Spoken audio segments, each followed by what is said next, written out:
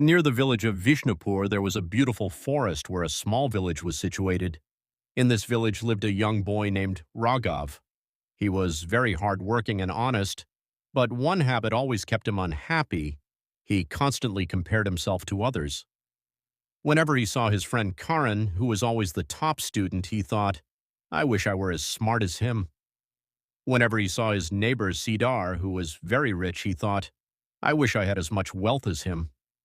Even when he saw someone running fast, he thought, I wish I could run that fast. His life slowly started sinking into disappointment.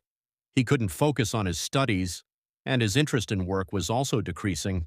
He felt like he could never be as successful as those he constantly compared himself to. One day, a famous saint came to the village. He was known for enlightening people about life's truths. Raghav heard that the saint was very wise, so he went to him and shared his problem. Gurudev, I work very hard, but whenever I see someone better than me, I feel sad. I feel like I can never be like them. Please help me get rid of this problem.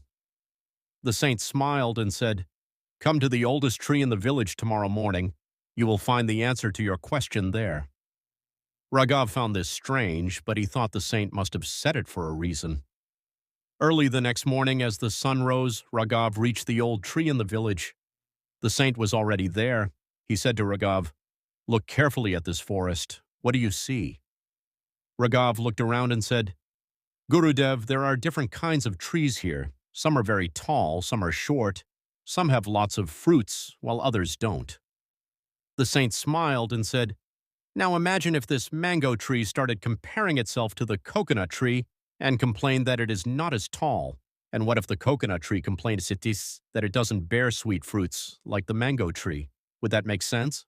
Raghav replied, No, Gurudev, that would be foolish. The saint asked, Okay then, tell me, how does this forest look to you? Raghav looked around and said, Very beautiful and balanced. The saint smiled and said, That is the greatest truth of life. Just as every tree has its unique existence and purpose, every human has their own journey and destiny.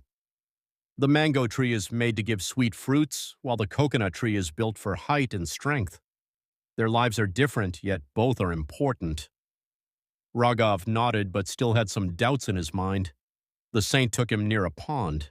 Many fish were swimming there. The saint pointed to a bird and said, If this fish started complaining that it cannot fly like the bird, would that be fair?